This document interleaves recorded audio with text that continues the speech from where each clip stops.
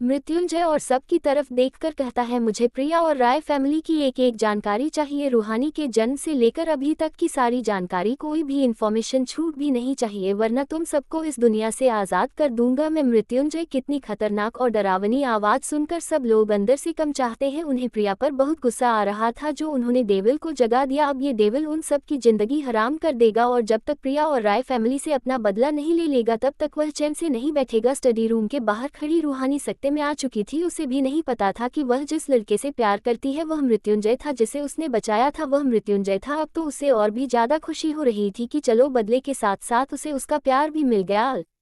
अगली सुबह मृत्युंजय जल्द ही ऑफिस के लिए निकल गया था क्योंकि शायद वह रूहानी का सामना नहीं करना चाहता था। ये बात कुछ और थी। वहीं प्रिया खुश हो रही थी कि उसने जो किया है उसके बाद अब उसे उसका मकसद कामयाब होने में कोई नहीं रोक सकता है। रूहानी अपने कमरे में बैठी मृत्युंजय अपने बारे में सोच रही थी। उसे तो पता ही नहीं था जिस लड़के को वह अपने दिल ही दिल में मोहब्बत करती है वह कोई और नहीं बल्कि उसका पति ही निकलेगा। मृत्युंजय जैसे ही ऑफिस पहुंचता है, अरुण पहले से ही मृत्युंजय के ऑफिस में मृत्युंजय की लौटने का इंतजार कर रहा था। मृत्युंजय जैसे ही जाकर अपनी चेयर पर बैठता है वैसे ही अरुण मुझे सब कुछ बताने लगता है। अब उनकी पूरी बात सुनने के बाद मृत्युंजय और उनकी तरफ देखकर कहता है, तो प्रिया जी की खातेदारी का बंदोबस्त करो और ऐसा बंदोबस्त करना कि उसके जख्म दिखे भी ना और दर्द ऐसा हो तो उसे बर्दाश्त भी ना हो। मृत्युंजय की बात सुनकर अब उनके चेहरे पर एक मिस्टीरियस स्माइल आ जाती है। वही अचानक से कम ऑफिस में कोई दाखिल होता है। अल किसी को अपने ऑफिस में बिना इजाजत किया था देख मृत्युंजय का गुस्सा उसके आपे से बाहर हो जाता है। वह अपनी टेबल पर रखे एक स्टैंड को उठाकर गेट की तरफ फेंक देता है। सामने खड़ा लड़का उसे अपने हाथों से कैच कर लेता है और अपनी कठोर और ठंडी आवाज में बोलता है, इतना ही गुस्सा आ रहा है तो जिसकी वजह से गुस्सा आ रहा है उसे मार, मुझे मार कर तुझे कुछ हासिल नहीं होगा। तभी उसके पीछे से किसी की हंसने की आवाज आती है और वह हंसते हुए कहता है, तुम किस समझ रहे हो अगस्त्य, यह इंसान कभी नहीं बदलने वाला। एक साथ दो आवाज आती है, शटअप रोहन। आइए जानते हैं रोहन और अगस्त के बारे में। अगस्त्य राजपूत राजपूत इंडस्ट्रीज का सीईओ और मृत्युंजय का चाइल्डहुड फ्रेंड। दोनों ने स्कूल कॉलेज बिजनेस मैनेजमेंट सब कुछ एक साथ किया और दोनों एक दूसरे के हर एक राज से वाकिफ है। ऐसा कोई राज नहीं है जो अगस्त को ना पता हो और अगस्त का ऐसा कोई राज नहीं है जो मृत्युंजय को ना पता हो। रोहन अवस्थी इंडस्ट्रीज का सीईओ वैसे तो दुनिया से एक खड़ूस और बेदिल इंसान के नाम से जानती है, लेकिन उसके अंदर का बचपन हमेशा ही सिर्फ मृत्युंजय और अगस्त के सामने ही बाहर आता है, वरना इस ऑफिस से बाहर निकालने के बाद वह एक अलग ही पर्सनैलिटी बन जाता है। रोहन की जिंदगी में कुछ ऐसा हुआ जिसकी वजह से रोहन पूरी तरीके से बदल गया, लेकिन आज भी वह अपने दोस्तों के लिए वही रोहन है जो कॉलेज टाइम से हुआ करता था। रोहन की दोस्ती मृत्युंजय और अगस्त थी, उनकी कॉलेज के फर्स्ट ईयर में हुई थी और तभी से तीनों एक साथ है। रोहन चेयर पर फसल के बैठ गया और मृत्युंजय की तरफ देखकर कहता है, क्या हुआ है, क्यों परेशान हो इतना, क्या भाभी ने तुम्हें घर से बाहर कर दिया? वही रोहन की बात सुन मृत्युंजय गुस्से में रोहन को देखा है तो रोहन अच्छे से चेयर पर बैठकर कहता है, मजाक कर रहा था यार, तुम तो मजाक भी नहीं समझते हो। अगस्त रोहन की तरफ देखकर कहता है, किसी दिन यह मजाक तेरी जान ले लेकर, ये तो मुझे जरूर पता है, तू किसी दिन इसके हाथों मरने वाला है। वही रोहन अच्छे से बैठकर कहता है, तू मेरा दोस्त है या दुश्मन, जब देखो तब मनहूस बातें करता रहता है। पीछे खड़े हुए बोलता है, तो खुद ही ऐसी करते हैं, कोई ने जान से मार दे लेकिन क्या करे, बस के दोस्त हैं इसलिए वह उनसे कुछ नहीं कहते। वही और उनकी सारी बातें रोहन के कानों तक आए थे। रोहन गुस्से में अरुण की तरफ देखकर कहता है, मैं तुझे श्राप देता हूँ और उनके बच्चे तेरी शादी ना हो और नहीं तेरे बच्चे हूँ। वही रोहन की बात सुनकर अरुण एकदम से हड़बड़ा जाता है और कहता है, मेरी तो शादी हो चुकी है और मेरा एक बच्चा भी है, आप भूल जाते हो। वही और उनकी बात सुनकर रोहन का मुंह बन जाता है। अगस्त अपनी बाहरी और कठोर आवाज में कहता है, दोनों चुप हो जाओ और हम जिस काम से आए हैं वो काम करने दो। तभी अगस्त मृत्युंजय की तरफ देखकर कहता है, बोल क्या हुआ है और किस लिए तूने हमें यहाँ बुलाया है? अगस्त की बात सुनकर अब रोहन भी सीरियस होकर बैठ जाता है। अगस्त अपनी चेयर से उठकर कांच की दीवार के पास जाकर खड़ा हो जाता है और कहता है, जिस लड़की को मैं बचपन से ढूंढ रहा था वो कोई और नहीं बल्कि रूहानी है। हम लोगों को मिसलीड किया गया और प्रिया हम लोगों की जिंदगी में रूहानी बनकर आ गई है। मृत्युंजय की बात सुनकर रोहन और अगस्त हैरान रह जाते हैं। तभी अगस्त अपनी हैरानी को छुपाते हुए कहता है, मतलब क्या है तेरा? मतलब ही बचपन की मेरी डॉल और कॉलेज टाइम में मेरी जान बचाने वाली वह मिस्टीरियस लड़की कोई और नहीं बल्कि रूहानी है। प्रिया ने हम सबसे झूठ बोला था कि मुझे बचाने वाली लड़की प्रिया थी, क्योंकि उसे पता चल चुका था कि वह रूहानी है। वह हर कीमत पर रूहानी की खुशियां जीना चाहती थी और उसका कुछ और भी मकसद था मेरी जिंदगी में आने का। लेकिन उस गलती हो गई। शादी के दिन वह मंडप से भाग गई। उसे लगा था मैं उसके पीछे पागल हो जाऊंगा और जो वह कहेगी वह मैं करूंगा और अपनी कंपनी के 50% शेयर्स उसके नाम कर दूंगा। लेकिन उसके प्लान को नाकाम करते हुए मैंने रूहानी से शादी कर ली और इन सब पर भी रूहानी का हाथ था। उसी ने मुझे प्रिया की सच्चाई बताई थी, लेकिन उसे खुद अभी तक नहीं पता कि जिस लड़की की जान उसने 2 बार बचाई वह मैं हूँ और मैंने उसके साथ जिस तरीके से बिहेव किया उसकी वजह से अब मैं उससे नजरें मिलाने के काबिल नहीं रहा हूँ।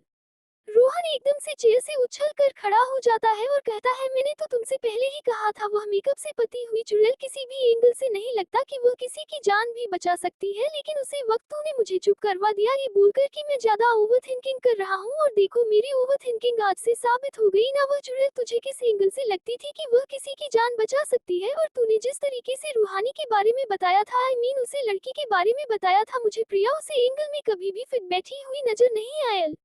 अगस्त्य मृत्युंजय के पास आकर खड़ा हो जाता है और कहता है, आगे का क्या प्लान है वह बता। तूने हमें ये सब बताने तो या नहीं बुलाया? अगस्त की बात सुनकर मृत्युंजय के चेहरे पर एक शातिर मुस्कुराहट आ जाती है और वह रोहन और अगस्त की तरफ देखकर कहता है, मैं चाहता हूँ कि तुम नील से कहकर उसे ऐसा ड्रग इंजेक्ट करवाओ कि जिसकी वजह से हो ना जी सके ना मार सके। उसे हर टाइम किसी की बॉडी की नीड हो और उसे एंटीडोट भी नहीं मिलना चाहिए। मैं हर तरीके से उसे पर बर्बाद करना चाहता हूँ और फिर मेरी बीवी है ना उसे और बर्बाद करने के लिए। अरुण उन तीनों की बातें सुनकर अपने मन में कहता है, और लोग इस डेविल से पंगा, अब तुम्हारी जिंदगी का क्या होगा? प्रिया ये तो अपनी जानता है, अब तो सर तुम्हें पूरी तरीके से बर्बाद कर ही मानेंगे। हेलो दोस्तों, आपको ये कहानी पसंद तो आ रही है ना? अगर आपको ये कहानी पसंद आ रही है तो ज्यादा से ज्यादा लाइक कीजिए, कमेंट कीजिए और हाँ शेयर करना ना भूलिए। कौन है नील और क्या करने वाला है मृत्युंजय प्रिया के साथ, जानने के लिए पढ़ते रहिए। मिलते हैं अगले एपिसोड में। अगस्त्य मृत्युंजय के पास आकर खड़ा हो जाता है और कहता है, आगे का क्या प्लान है वह बता। तूने हमें ये सब बताने तो या नहीं बुलाया? अगस्त की बात सुनकर मृत्युंजय के चेहरे पर एक शातिर मुस्कुराहट आ जाती है और वह रोहन और अगस्त की तरफ देखकर कहता है, मैं चाहता हूँ कि तुम नील से कहकर उसे ऐसा ड्रग इंजेक्ट करवाओ कि जिसकी वजह से हो ना जी सके ना मार सके। उसे हर टाइम किसी की बॉडी की नीड हो और उसे एंटीडोट भी नहीं मिलना चाहिए। मैं हर तरीके से उसे पर बर्बाद करना चाहता हूँ और फिर मेरी बीवी है ना उसे और बर्बाद करने के लिए। अरुण उन तीनों की बातें सुनकर अपने मन में कहता है, और लोग इस डेविल से पंगा, अब तुम्हारी जिंदगी का क्या होगा? प्रिया ये तो अपनी जानता है, अब तो सर तुम्हें पूरी तरीके से बर्बाद कर ही मानेंगे। अरुण के कानों में अगस्त्य और मृत्युंजय की आवाज सुनाई देती है, अगर हमारी बुराई करना हो गया हो तो जो काम बोला है वह कर लो जाकर। कहीं उन दोनों की एक साथ आवाज सुनकर अरुण हड़बड़ा कर वहां से भाग जाता है और उनके जाते ही वह दोनों नाम है अपनी गर्दन हिलते हैं। तभी रोहन मृत्युंजय की तरफ देखकर कहता है, जब तूने ये रायता फैले दिया है तो इस रात को कुछ समेत भी धीरे धीरे भाभी को अपने प्यार का एहसास दिल, जब उन्हें तुझे प्यार हो जाए तब तूने बताना कि तू ही वह इंसान है जिसके बारे में भाभी पता करने की कोशिश कर रहे हैं, या भाभी ही वह लड़की है जिससे तू प्यार करता था। मृत्युंजय रोहन और अगस्त की तरफ देखकर कहता है, वह सब तो ठीक है लेकिन नील कब वापस आ रहा है? तुम्हें पता है ना मुझे नील की जरूरत है और कल सुबह तक मुझे नील मेरे सामने चाहिए। उसको बोल दो उसकी नाराजगी अपनी जगह है लेकिन उसका कल यहाँ आना सबसे जरूरी है। अगस्त्य मृत्युंजय की तरफ देखकर कहता है, और जो तुम्हारी बहन ने उसके साथ किया उसके बाद तुम्हें लगता है कि वह वापस आएगा? पहले तुम्हारी बहन ने उससे प्यार का नाटक किया, फिर उसे सबके सामने बेइज्जत किया। वह तुम्हें अपना दोस्त मानता है इसीलिए अपनी दोस्ती निभाने के लिए उसने कुछ नहीं किया, वरना तुम मैं हम सब जानते हैं कि जब उसे गुस्सा आता है तो वह सामने वाले को पर बात करके रख देता है। मृत्युंजय रोहन और अगस्त की तरफ देखकर कहता है, निधि ने जो किया उसे क्या सजा देनी है या नहीं देनी है ये नील का फैसला होगा, इसमें हम और तुम कुछ नहीं कर सकते। और मैं नील को उसे दिन भी बोला था, आज भी बोल रहा हूँ कि इस समय अगर मेरी बहन की गलती है तो वह उसे सजा दे सकता है। मैं इन सब में कुछ नहीं बोलूंगा। और यह बता चाहत कैसी है? चाहत का जिक्र सुनकर अगस्त के चेहरे पर कुछ भाव आकर गुजर जाते हैं। फिर वह मृत्युंजय की तरफ देखकर कहता है, तुम जानते हो मृत्युंजय, मेरी और चाहत की शादी के ना हालातों में हुई थी। मैं शादी को अपनाने की कोशिश कर सकता हूँ लेकिन उससे पहले मुझे चाहत को जानना और समझना है। लेकिन वह लड़की इतनी एग्रेबल है कि मैं क्या ही बोलूं, तुम उसके साथ रहोगे ना तो इरिटेट हो जाओगे और हमेशा ही उसे दूर भगाने की कोशिश करोगे। मृत्युंजय, कभी कभी ना मुझे उसकी हरकतें देखकर गुस्सा आता है। तो आइए जानते हैं चाहत के बारे में। चाहत अगस्त की पत्नी है और चाहत और अगस्त की शादी एक मिसअंडरस्टैंडिंग के कारण हुई थी जिसमें दुल्हन और दूल्हे की अदला बदली हो गई थी और इसीलिए चाहत बन गई थी अगस्त की पत्नी। अगस्त को एक मैच्योर और सेंसिबल पत्नी चाहिए थी लेकिन चाहत इससे उलट एकदम मस्त मौला नटखटी, इसीलिए अगस्त चाहत को पसंद नहीं करता, हमेशा उसे डांटा रहता है। लेकिन अगस्त की डांट से भी चाहत के ऊपर कोई फर्क नहीं पड़ता। चाहत की उम्र 22 साल है, वह बला की खूबसूरत है। अगस्त की बातें सुन मृत्युंजय के चेहरे पर एक मुस्कुराहट आ जाती है। अब अगस्त की तरफ देखकर कहता है, अभी जो थोड़ी देर पहले ज्ञान तू मुझे दे रहा था ना, उसे ज्ञान को तो खुद के पास भी रख ले। तभी अगस्त्य मृत्युंजय के दिमाग में एक साथ हिंट आती है, क्यों ना वह चाहत को रूहानी से मिलवाए। दोनों एक साथ एक दूसरे की तरफ देखकर एक साथ ही बोलते हैं, फिर दोनों के चेहरे पर मुस्कुराहट आ जाती है। वही अगस्त जल्दी से चाहत को कॉल करके मृत्युंजय के घर आने के लिए बोल देता है। वही रोहन उन दोनों को देख रहा था। रोहन उन दोनों को देखकर कहता है, वैसे तुम दोनों को पता चला वह वापस आ गई है। जैसे रोहन ये कहता है, अगस्त का मृत्युंजय के चेहरे पर खतरनाक एक्सप्रेशन आ जाते हैं। वहीं रोहन के चेहरे पर नफरत की भावना दिखाई देने लगती है। वह दोनों रोहन के कंधे पर हाथ रखकर कहते हैं, फिक्र मत करो, इस बार उसे ऐसी सजा मिलेगी कि वह नहीं ये शहर और ना ही ये तेज छोड़ पाएगी। और तुम फिक्र मत करना, तुम्हारे साथ किए गए हर एक जुर्म का बदला तो हम उसे लेकर रहेंगे। तभी रोहन गुस्से में उन दोनों की तरफ देखकर कहता है, नहीं, इस बार बदला मैं लूंगा। जैसे उसने मेरे साथ प्यार का नाटक करके मेरी और मेरे परिवार की जिंदगी बर्बाद की थी, उसी तरह आप मैं उसके साथ नाटक कर उसकी और उसके परिवार की जिंदगी पर बात करूंगा। अब मैं उसे बताऊंगा कि रोहन स्वास्थ्य कौन है और क्या कर सकता है। उसने मुझे हल्के में लिया था, पहले मैं शायद चंपू टाइप था, लेकिन इस बार वह मुझे पहचान नहीं पाएगी और उसे ऐसा सबक सिखाऊंगा कि जिंदगी में कभी किसी के साथ धोखा करने के बारे में सोचेगी भी नहीं। वह दोनों ही रोहन के चेहरे पर आई हुई नफरत को देख रहे थे। कहाँ उनका मासूम नटखट रोहन और कहाँ ऐसा बन गया था। वह उन दोनों के सामने अपनी दुख को छुपाने की कोशिश जरूर करता था, लेकिन छुपा नहीं पाता था। आखिर वह उसकी दोस्त थी, कैसे अपने दोस्त के गम को न पहचानते। वह दोनों ही उसकी तरफ देखकर कहते हैं, अगर तुम यही चाहते हो तो हम तुम्हारे साथ हैं। थोड़ी देर में तीनों ही वहां से शेखावत मेंशन के लिए निकल जाते हैं। उन दिनों की पहुंचने के 5 मिनट बाद ही वहां साइकिल आकर रुकती है। जी पैसे हमारी चाहत मैडम उतार के नीचे आती है। चाहत को साइकिल पर देख जहां मृत्युंजय, रोहन और अरुण के चेहरे पर मुस्कुराहट थी, वही अगस्त्य का चेहरा गुस्से से पागल हो गया था। वही चाहत अगस्त पर ध्यान न देते हुए सीधा मृत्युंजय के पास आकर रहती है, आप कैसे हो भाई, और आपने मुझे याद ही नहीं किया। और मैं आज मम्मी से सुना आपने शादी कर ली, या शादी में तो बुलाना चाहिए था। अब मैं इतना भी खाना नहीं खाती कि आप क्या खाना ही कम पड़ जाता है या आपके पैसे खत्म हो जाते। मृत्युंजय हाथ रख कहता है, शादी बहुत जल्दी में हुई बेटा, इसीलिए नहीं बुला पाया, फिक्र मत करो, इसीलिए तो आज तुम्हें यहाँ बुलाया है तुम्हारी भाभी से मिलवाने और उसके हाथ का टेस्टी टेस्टी खाना खिलाने। जैसे ही चाहती है सुनती है, वह जल्दी से भाग के अंदर चली जाती है। नहीं, मृत्युंजय अगस्त की तरफ देखकर कहता है, उसके बचने को खोने मत दो। अगस्त, बहुत कम लोग होते हैं जो अपने बचपन में जी पाते हैं। अगर उसके पास हम सब हैं तो उसे अपना बचपन खोने की जरूरत नहीं है। उसके बचपन को, इस मासूमियत को उससे दूर मत कर। जिस दिन उसकी मासूमियत उससे दूर हो गई ना, वह भी इस दुनिया की और लड़कियों की तरह बन जाएगी, मतलबी धोखेबाज। मृत्युंजय की बात सुनकर अगस्त्य चेहरे पर एक अजीब से एक्सप्रेशन आ जाते हैं। एक साथ बोलता है, मैं इसकी मासूमियत को कभी नहीं जाने दूंगा, मुझे इसकी मासूमियत थी तो सबसे ज्यादा पसंद है। अपना सर हिलाकर आगे निकल जाते हैं। जैसे वह हाल में पहुंचते हैं, वह देखते हैं कि चाहत रूहानी के गले लगे हुए थे और रूहानी हैरानी से चाहत का चेहरा देख रही थी। रूहानी जैसे ही चाहत का चेहरा देखती है, उसके दिमाग में अपने पिछले जन्म की यादें ताज़ा हो जाती है। अगस्त्य ने चाहत को छोड़ दिया था, उसके बाद चाहत बिल्कुल एक जिंदा लाश की तरह बन गई थी। उसने हंसना, मुस्कुराना, बोलना सब कुछ छोड़ दिया था। बाद में वह इतनी निर्दय बन गई थी कि उसने हर किसी से अपना रिश्ता खत्म कर दिया था। लेकिन जब उसे पता चलता है कि रूहानी की जान खतरे में है, तो रूहानी को बचाने आती है और वहां उसके मुलाकात अगस्त से होती है। अगस्त चाहत को पहचान ही नहीं पाया था। चाहत में अपने सबसे पसंदीदा बालों को काटकर छोटा कर दिया था। वह बिल्कुल लड़कों की तरह हो गई थी। उसके चेहरे पर जीरो एक्सप्रेशन थे। जैसे जैसे रूहानी को पिछली बातें याद आ रही थी, वह हनी पहनी करने लगती है। वह हनी को इस तरह पैनिक होता दे चाहत जल्दी से वानी को सोफे पर बिठा उसे पानी पिलाता है। रूहानी चाहत को एकदम से अपने गले लगा लेती है और कहती है, मैं तुम्हें कुछ नहीं होने दूंगी, कुछ भी नहीं, और ना ही मैं तुम्हारा और अगस्त का रिश्ता टूटने दूंगी। जैसे ही चाहत के कानों में रूहानी की बात जाती है, चाहत की आंखों में कुछ आंसू की बूंद झिलमिल जाती है, लेकिन वह अपनी आंसू की बूंद को बाहर नहीं निकलने देती। वह अपने दुख, अपने दर्द को हमेशा अपनी खुशी के पीछे छुपाने की कोशिश करती थी। क्या सच में टूट जाएगा चाहत और अगस्त का रिश्ता? कौन है वह लड़की जिसने दिया रोहन को धोखा? जानने के लिए पढ़ते रहिए। मिलते हैं अगले एपिसोड में। अगर आप लोगों को ये कहानी पसंद आ रही है तो लाइक कीजिए, कमेंट कीजिए और हाँ, फॉलो जरूर कीजिए। रूहानी को पिछली बातें याद आ रही थी। रूहानी पैनिक करने लगती है। रूहानी को इस तरह पैनिक होता दे चाहत जल्दी से रूहानी को सोफे पर बिठा उसे पानी पिलाता है। रूहानी चाहत को एकदम से अपने गले लगा लेती है और कहती है, मैं तुम्हें कुछ नहीं होने दूंगी, कुछ भी नहीं, और ना ही मैं तुम्हारा और अगस्त का रिश्ता टूटने दूंगी। जैसे ही चाहत के कानों में रूहानी की बात जाती है, चाहत की आंखों में कुछ आंसू की बूंद झिलमिल जाती है, लेकिन वह अपनी आंसू की बूंद को बाहर नहीं निकलने देती। वह अपने दुख, अपने दर्द को हमेशा अपनी खुशी के पीछे छुपाने की कोशिश करती थी। चाहत रूहानी से दूर हो उसकी तरफ संदेह से देखती है तो रूहानी चाहत के गाल पर हाथ रखकर कहती है तो मुझे मेरी छोटी बहन दिखाई देती है जिसे मैं बहुत पहले को खो दिया था। मुझे तो कभी पता ही नहीं चला कि वह मुझसे इतनी नफरत क्यों करने लगी, लेकिन आज तुम्हें देखकर मुझे ऐसा लगा जैसे मेरा कोई अपना मेरे पास है, बस इसीलिए इस तरह से रिएक्ट करने लग गई। सब लोग एक एक करके सोफे पर बैठ जाते हैं। वहीं रूहानी जल्दी से सर्वेंट से कह सकते सबके लिए चाय कॉफ़ी मंगवाती है और साथ में स्नैक्स भी। तभी रूहानी मृत्युंजय की तरफ देखकर कहती है क्या आप मेरा परिचय कराएंगे सबसे, क्योंकि यह सब लोग मेरे लिए अजनबी है। अब जाकर मृत्युंजय को इस बात का एहसास होता है कि उसने रूहानी का इंट्रोडक्शन तो किसी से कराया ही नहीं।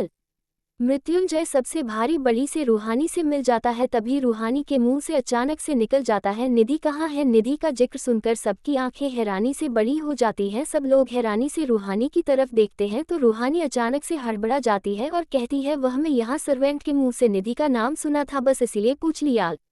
सब लोग आपस में बातें करने लगते हैं। चाहत सबसे ज्यादा खुश थी क्योंकि पहली बार उसे अपनापन और प्यार मिल रहा था। अगस्त की फैमिली उससे प्यार करती थी लेकिन अगस्त से हमेशा उसके साथ रूड बिहेव करता था, इसलिए चाहत के दिल में हमेशा मायूसी छाई रहती थी। वही रूहानी अगस्त की तरफ देखकर कहती है अगस्त भैया मैं चाहती हूँ कि चाहत थोड़े दिन मेरे साथ रहे, मुझे इस पूरे घर में थोड़ा अजीब लगता है, अकेलापन महसूस होता है, आपको कोई प्रॉब्लम तो नहीं है।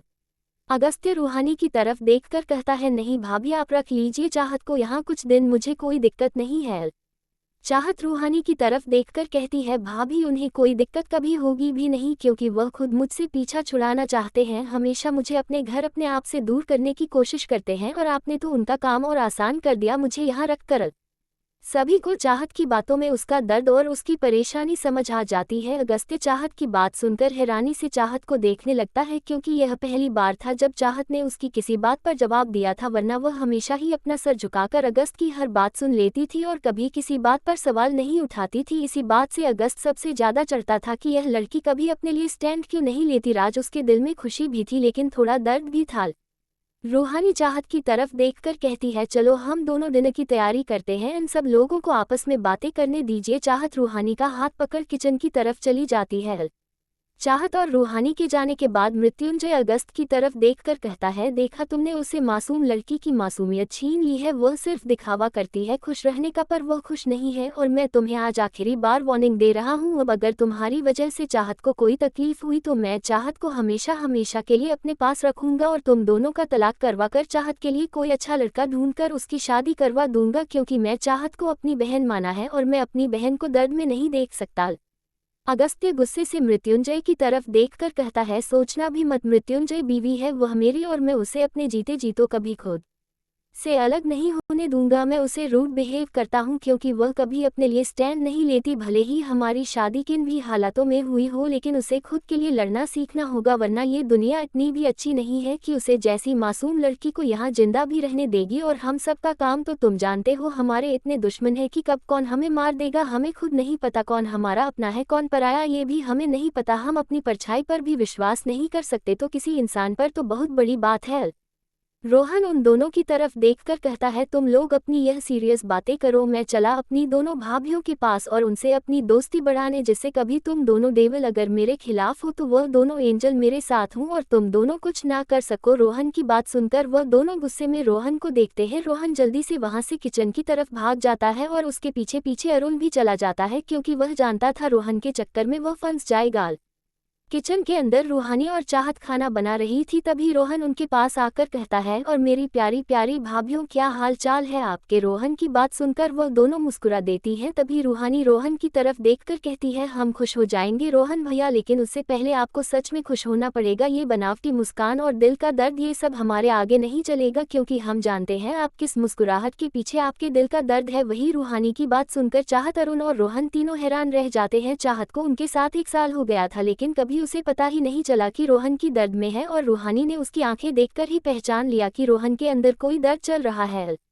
रोहन रूहानी की तरफ देखकर कहता है आपने मेरी आंखें देखकर पहचान लिया कि मुझे किसी बात का दर्द है। हाँ पहचान लिया, क्योंकि आपकी आंखों का दर्द मुझे महसूस हो गया, क्योंकि जब कोई अपना धोखा देता है ना रोहन तब जिंदगी खुद के ऊपर बोझ लगने लगती है। लेकिन हमें अपनी दर्द के बारे में ना सोचकर अपनों की खुशियों के बारे में सोचना चाहिए। एक इंसान अगर हमें धोखा दे जाए ना तो हमें उसे भूलकर अपनी जिंदगी को दोबारा मौका देना चाहिए। फिर देखना सच्चा प्यार और सच्चा हमसफर हमारी जिंदगी में बाहें पसारे हमारा इंतजार करेगा। रोहन रूहानी का हाथ पकड़कर कहता है, आपने भाभी सच में आज मुझे एक आईना दिखाया है। मैं अपनी दुख और अपने दर्द में भूल ही गया था कि मेरा भी एक परिवार है। मेरी वह हालत देख मेरे मम्मी पापा पर क्या बीती होगी। वैसे भाभी आपको मेरे बारे में इतना पता कैसे? रूहानी रोहन के सर पर हाथ रखकर रहती है, क्योंकि मृत्युंजय के सब दोस्तों के बारे में रिसर्च किया मैंने, इसलिए मुझे सबके सीक्रेट बताएं, जहाँ तक कि तुम्हारे दोस्त मृत्युंजय के भी। लेकिन उनसे कहना मत, वरना उन्हें लगेगा कि मैं उन्हें स्टॉक कर रही हूँ। रूहानी अरुण की तरफ देखकर कहती है, बॉस के आगे पीछे मत घूमा कीजिए, थोड़ा अपनी लाइफ के बारे में भी सोचिए। पता चले किसी दिन आपकी बीवी यहाँ से चली गई ना, आपको छोड़कर तो दूसरे मिलेगी भी नहीं। वही रूहानी की बात सुनकर और उनके चेहरे पर मुस्कुराहट आ जाती है तो रूहानी और उनसे कहती है, आप निधि और अपनी बेटी को यही बुला लीजिए, हम भी मिलेंगे। सिर्फ सुना है जाना है, लेकिन मिले नहीं है। रूहानी की बात सुनना अरुण खुश हो जाता है। अरुण जल्दी से अपनी वाइफ निधि को फोन करके कहता है कि वो तैयार हो जाए और जल्दी से शेखावत मेंशन आ जाए। तभी रूहानी और उनके हाथ से फोन लेकर रहती है, निधि आप सिर्फ तैयार हो जाओ और उन खुद आपको लेने आएंगे, ठीक है? और हाँ, अपनी बेटी को जरूर अपने साथ लेकर आना। वहीं अरुण रूहानी को इतने प्यार से बात करता देख बहुत खुश हो जाता है, वरना उसने देखा था मृत्युंजय के आसपास रहने वाली लड़कियां हमेशा ही उसे नौकर कहकर नीचे दिखाने की कोशिश करती थी, लेकिन रूहानी उन सबके जैसी नहीं थी। यहाँ तक कि प्रिया भी हमेशा मृत्युंजय की करे मौजूदगी में और उनके साथ नौकरों की तरह व्यवहार करती थी और अरुण को नौकरों की तरह ही ट्रीट करती थी।